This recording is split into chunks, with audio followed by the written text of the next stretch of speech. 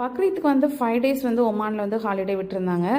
நாங்களும் வந்து வெளியே எங்கேயும் ரொம்ப போக முடியல. ஏன்னா வெயிலும் பயங்கரமாக இருந்துச்சு. ஒவ்வொரு நாளும் ஏதாவது ஒரு ஒர்க் இருந்தனால வெளியே வந்து போக முடியல. நேற்று சடனாக வந்து மஸ்கட் போகலான்னு சொல்லிட்டு கோவில் விசிட்காக தான் போயிருந்தோம். ஒரு 7 மணிக்கெலாம் வீட்டிலேருந்து கிளம்புனோம். டேரெக்டாக வந்து மஸ்கட்டில் போய் இந்த தார்சீத்தில் பிவிஸ் பேக்கரியில் போய் கொஞ்சம் ஸ்வீட்ஸ் ஏதாவது வாங்கிடலான்னு சொல்லிட்டு கோயிலுக்கு பிரசாதமாகி கொடுக்கறதுக்கு கொஞ்சம் ஸ்வீட்ஸ் வாங்கிட்டு டேரெக்டாக வந்து சிவன் கோயிலுக்கு வந்து போயாச்சு. நேற்று கோயிலுக்கெலாம் போயிட்டு வந்ததுக்கப்புறம் தான் தெரியும் நேற்று வந்து வைகாசி விசாகம்னு. அவ்வளோ ஒரு திருப்தியாக இருந்துச்சு. கோயிலுக்கு போனதுமே சரி, நல்ல டைம் ஸ்பெண்ட் பண்ணி ரிலாக்ஸாக இருந்துட்டு வந்தோம்.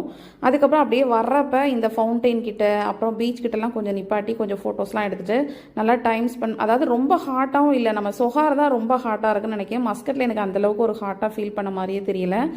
ரொம்ப நல்லா இருந்துச்சு. அதுக்கப்புறம் அப்படியே கிளம்பி வந்து கிருஷ்ணன் கோயிலுக்கு வந்து வந்துட்டோம்.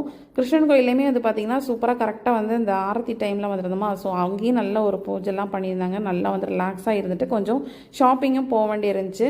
ஷாப்பிங் போய் கொஞ்சம் திங்ஸ் எல்லாம் வாங்க வேண்டியதெல்லாம் வாங்கிட்டு அதுக்கப்புறம் டேரெக்டாக வந்து சரவணபவன் போயாச்சு. அங்கே போய் நம்ம ஊர் மீல்ஸையும் சாப்பிட்டு அப்படியே கிளம்பி வந்தாச்சு. நீ அடுத்தடுத்த வீடியோஸ்லாம் கண்டிப்பாக அப்லோட் பண்ணுறேன். நெக்ஸ்ட் ஒரு வீடியோவில் பார்க்கலாம். தேங்க்யூ, பாய்.